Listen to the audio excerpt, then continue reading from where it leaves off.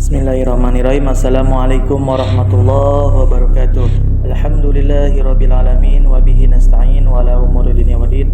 Wassalatu wassalamu ala asrofil anbiya'i wal mursalin sayyidina wa habibina wa syafi'ina wa maulana Muhammadin sallallahu alaihi wasallam, amma ba'd. Pertama-tama yang saya hormati dosen pengampu MK Metodologi Penelitian Hukum yang terhormat Bapak Dr. Muhammad Sartibi MPD.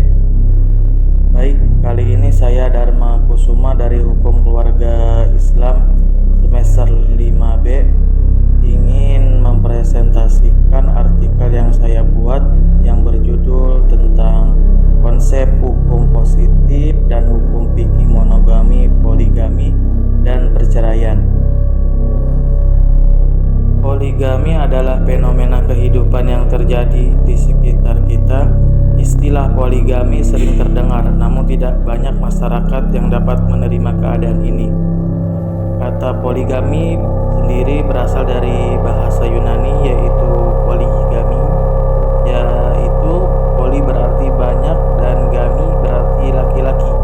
Jadi arti dari poligami adalah laki-laki yang beristri lebih dari satu orang wanita dalam satu ikatan perkawinan untuk suaminya.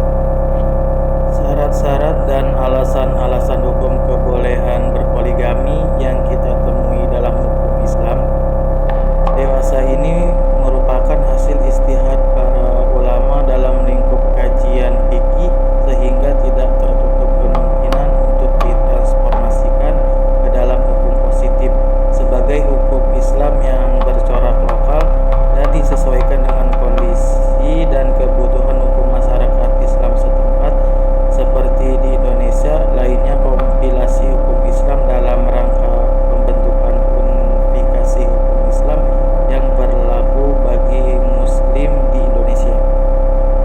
Oke, next. Sekarang saya akan membahas tentang monogami. Monogami adalah suatu paham mengenai suatu keadaan di mana laki-laki menikah hanya boleh dengan satu istri. Pada dasarnya setiap insan manusia menikah hanya untuk berpasangan dengan satu orang saja, yakni satu laki-laki dan satu perempuan. Ketentuan ini dalam pasal 3 ayat 1 Undang-Undang tentang Perkawinan yang menjelaskan bahwa pada dasarnya suatu perkawinan seseorang suami hanya boleh mempunyai satu orang istri dan seseorang istri hanya boleh mempunyai satu orang suami. Di Indonesia, pernikahan mengandung beberapa asas termasuk asas monogami. Asas monogami ini diatur di beberapa ketentuan. Ada yang membolehkan untuk memiliki istri lebih dari satu dan ada yang tidak membolehkan. Oke, selanjutnya next, perceraian.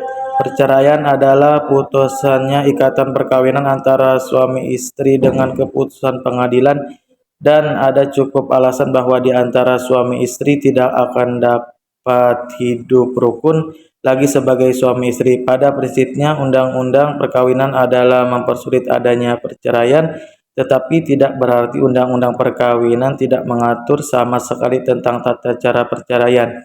Bagi para suami istri yang akan mengakhiri ikatan perkawinannya dengan jalan perceraian, pemeriksaan perkara perkawinan khusus perkara perceraian berlaku hukum acara khusus, yaitu diatur dalam perceraian yang terjadi karena keputusan pengadilan agama, dapat terjadi karena talak atau gugatan perceraian, serta telah cukup adanya alasan yang ditentukan oleh undang-undang setelah tidak berhasil didamaikan antara suami istri tersebut.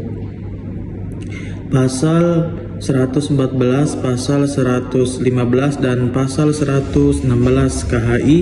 Pasal 114 KHI menjelaskan bahwa perceraian bagi umat Islam dapat terjadi karena adanya permohonan talak dari pihak suami atau yang bisa disebut dengan cerai talak, ataupun berdasarkan gugatan dari pihak istri atau yang bisa disebut dengan cerai gugat. Oke, selanjutnya next, hukum positif dan hukum fikih. Hukum positif bersumber pada hasil pemikiran manusia, sedangkan hukum syar'i atau hukum Islam bersumber pada wahyu.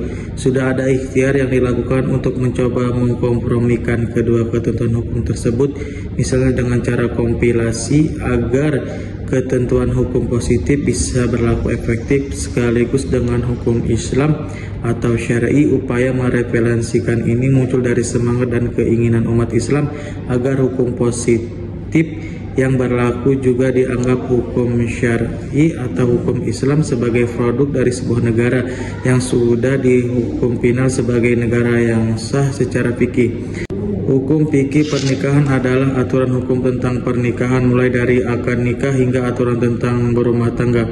Urgensitas fikih munakahat sangat besar. Selain untuk mewujudkan keluarga sakinah mawaddah dan warahmah, juga untuk mewujudkan dan memperlancar pelaksanaan ibadah dan ketaatan manusia kepada Allah. Oleh karena itu tidak salah jika dikatakan bahwa pernikahan termasuk ke dalam kategori ibadah yang berbentuk muamalah. Fikih pernikahan meliputi uraian ketentuan tentang antara lain syarat-syarat rukun nikah, perjanjian nikah, hak dan kewajiban suami istri, dan putusan perkawinan serta